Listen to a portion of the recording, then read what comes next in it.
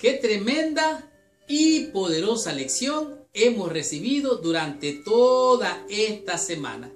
Gracias, mis hermanos y hermanas, con corazón, por venir a estudiar toda la lección de mi escuela sabática. Esta semana recibimos una gran bendición. Esta lección, ídolos del alma y otras lecciones de Jesús, ha descubierto de nuestro corazón cuál es nuestra condición y cómo prepararnos para alcanzar la bendición de la salvación en nuestro Señor Jesucristo. Esta semana nos dimos cuenta que el ser humano, cualquiera sea, tiene por naturaleza una ley natural, pero que toma muchas formas y que con el tiempo estos valores morales que el hombre tiene ya en su corazón intrínsecamente, estos principios morales, se han venido degradando, se han venido perdiendo, se han venido de alguna manera alejando del ser humano. Aún en la naturaleza, el segundo libro que nosotros podemos entender lo que Dios nos está hablando, nos dice que la gente debería de haber aprendido del mundo natural acerca de Dios y cómo Dios tiene sus reglas, sus leyes que gobiernan toda la creación, pero que el hombre se ha alejado poco a poco de ella. De tal manera que en este mundo caído vemos que hay mentes caídas, mentes corruptas, que aunque quieren hacer lo bueno, hacen lo malo. A lo bueno le llaman malo y a lo malo le llaman bueno. De tal manera que nos encontramos con personas que tienen puntos de vista lejos de Dios, por lo tanto están equivocados. Y como Aristóteles dijo alguna vez, él alegaba que en favor de la esclavitud, él estaba a favor de la esclavitud, porque él pensaba que la naturaleza revelaba dos grupos, las personas, uno de los cuales es inferior al otro, y por eso él estaba a favor de la esclavitud. Válgame usted a saber cómo un hombre pensante, intelectual, puede estar a favor de la esclavitud. Es porque su mente, aunque sea intelectual, está caída y está degradada por el pecado. De tal manera que vemos muchos ejemplos, muchos principios mundanos, sus valores, sus ideas, muestran cuán lejos están de Dios. Dice aquí, están en conflicto con los principios del reino de Dios. Por eso mismo, sin importar dónde nacimos y nos criamos, necesitamos estudiar la palabra de Dios y aprender de ella la moral.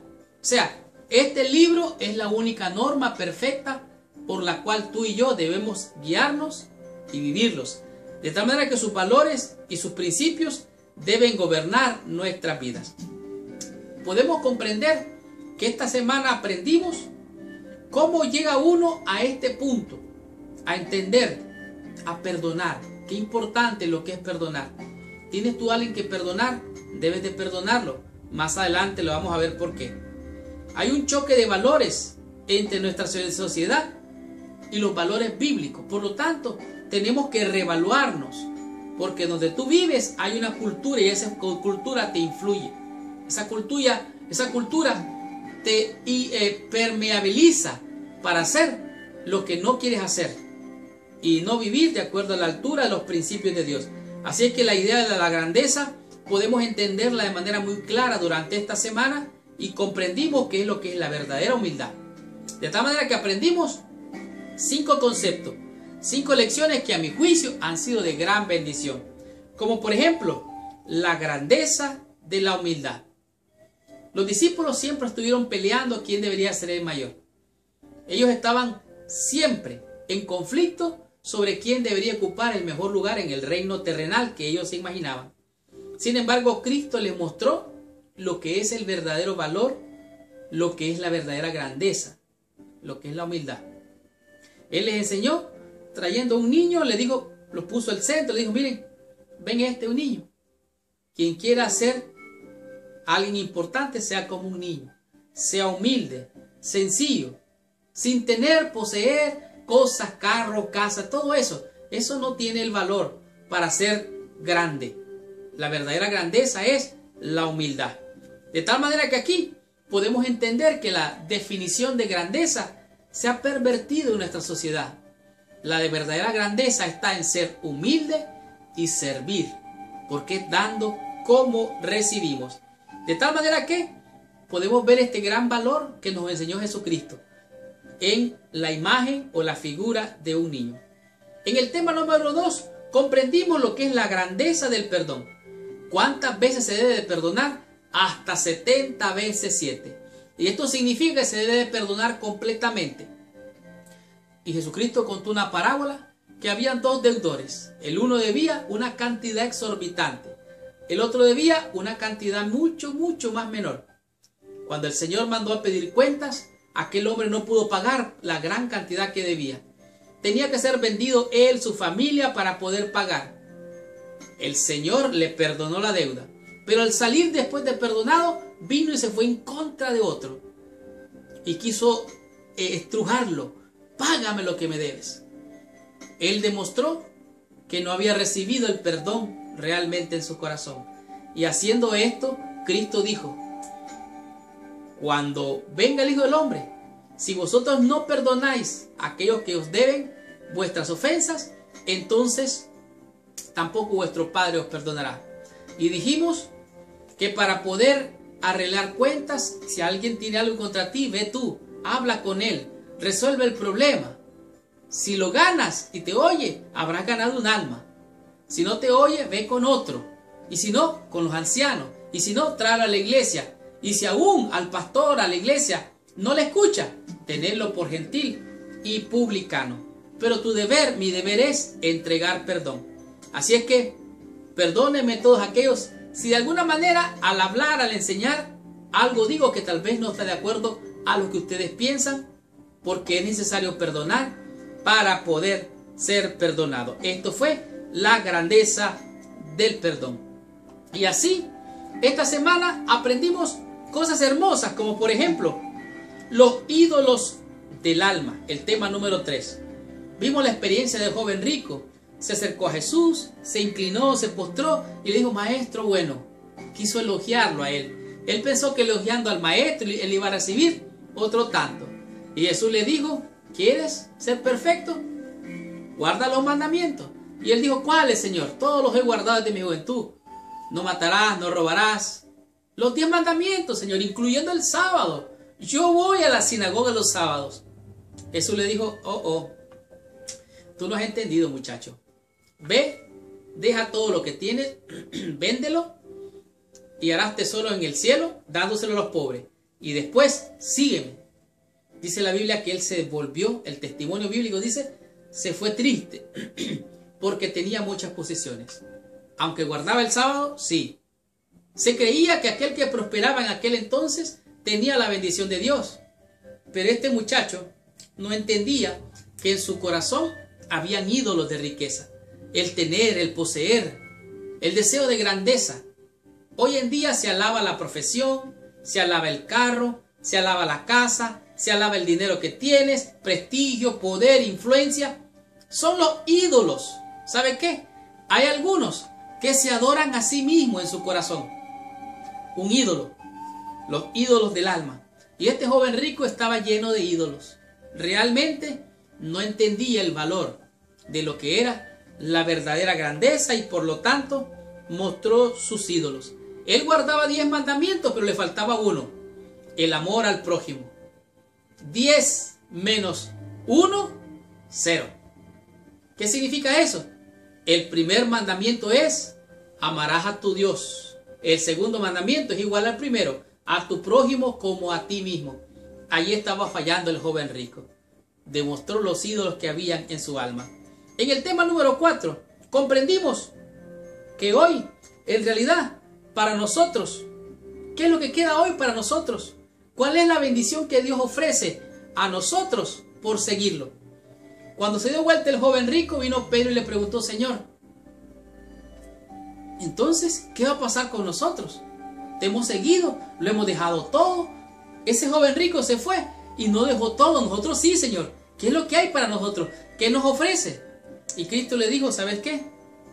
En la regeneración venidera, todo aquel que haya dejado padre, madre, hijos, tierras por causa de mí, va a recibir 100 veces más. Y todavía recibirá la vida eterna. ¿Qué sacrificio hemos hecho realmente por seguir a Jesús? No creo que sea mucho. Hemos dejado vicios, malas costumbres, hemos dejado, ¿qué decirte? Todo lo malo. Más bien hemos ganado. Y eso lo hemos dejado por basura, dijo el apóstol Pablo, por acercarnos a aquel que nos ha llamado a las tinieblas, a su luz admirable. De tal manera que no hemos dejado gran cosa.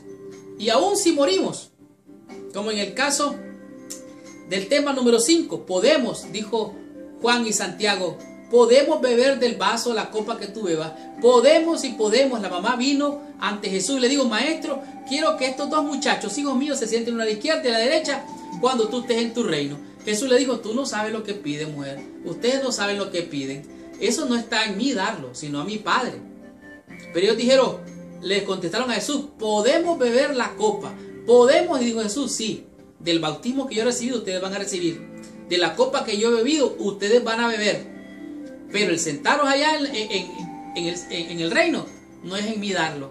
De tal manera que Juan y Santiago comprendieron que en realidad no era lo que Jesús pudiera darle en esta tierra, porque ellos esperaban un gobierno terrenal. La mamá también. Ellos habían comprendido, habían estado convencidos y estaban decididos a seguir al maestro, no importando las consecuencias. Pero no entendían el verdadero propósito del Mesías. Aunque creían en Jesús como Mesías, lo miraban todavía como un Mesías terrenal. Ellos no lo comprendían. De tal manera que ellos dijeron, podemos beber la copa. Y la bebieron. El hermano de Juan fue muerto a espada. El apóstol San Juan fue puesto allá en la isla de Patmos, donde escribió Apocalipsis, y allí él recibió la revelación. Pero ¿saben qué? Ellos podían porque querían, ellos podían porque estaban convencidos, comprometidos y decididos a seguir al maestro, no importando las consecuencias. La pregunta es, ¿cuánto te cuesta a ti seguir a Jesucristo? ¿Cuánto me cuesta a mí seguir a Jesucristo? ¿Cuál es el pago que yo tengo que hacer para alcanzar esa bendición? Realmente he renunciado a todo lo que este mundo me ofrece. Y prefiero a mi Cristo, a casas, a tierras, a todo esto terrenal. Prefiero a mi Cristo. Podemos, claro que podemos, si queremos, en el nombre precioso de Jesús, por el poder y la fuerza de su Santo Espíritu, podemos serle fiel, no importando. ¿Por qué no nos siguen hoy? Porque muchas veces hemos dejado de vivir la vida a la altura de los principios de nuestro Dios. Por lo tanto, los ídolos del alma y otras lecciones de Jesús nos mostraron dónde está nuestro mal. Ahora nos toca reconocerlo, confesarlo, arrepentirnos y volvernos a nuestro Dios para que nos dé la bendición de la salvación y la vida eterna en Jesucristo. Y esta fue la lección número 9. La próxima semana vamos a estudiar la lección número 10, cuyo título es Jesús en Jerusalén. Gracias por visitar el canal de mi escuela sabática. Les habló su hermano y su amigo Marlon García. Y los espero la próxima semana a mis hermanos con corazón para estudiar toda la lección. De tal manera que, si te ha sido de bendición esta lección, ponle allá abajo like. Déjanos tu comentario, dónde estás, qué país, qué ciudad, qué pastor, qué iglesia, ponlo allí. Saluda a nuestros hermanos de tu iglesia. ¿Y sabes qué? Si quieres ser de bendición, comparte esta lección con todos tus amigos. Pero si quieres ser de bendición con esta lección en el mundo entero, comparte esta lección con todos tus amigos y con todos nuestros hermanos en el mundo entero. Muchas gracias, que Dios te bendiga. Nos vemos la próxima semana. Pero antes de despedirnos, te pido que por favor, allí donde estás, cierres tus ojos y inclines tu cabeza para orar a nuestro Padre Celestial. Señor Dios y Padre nuestro, en el nombre santo y precioso de Jesús, venimos ante tu presencia para darte gracias, Señor. Gracias por revelarnos estas hermosas lecciones. Ayúdanos, oh Dios, a sacar de nuestro corazón todos esos ídolos, a aprender la grandeza de la humildad, aprender a perdonar para ser perdonados por tu gracia, amor y misericordia. Y Señor, ayúdanos a decir como Santiago y como Juan, Sí podemos, Señor, por tu Santo Espíritu. Sí queremos, Señor. Estamos convencidos y convertidos a este maravilloso mensaje y podemos, por la gracia de nuestro Señor, seguir tus pisadas, Padre. Bendícenos, acompáñanos, ayúdanos a serte fiel hasta el fin. Sana y bendice a mis hermanos, Señor, de cualquier mal que pueda presentarse ante ellos. Suple sus necesidades y dales tu bendición. En el nombre de Jesús. Amén y amén. Muchas gracias. Que Dios te bendiga. Nos vemos la próxima semana.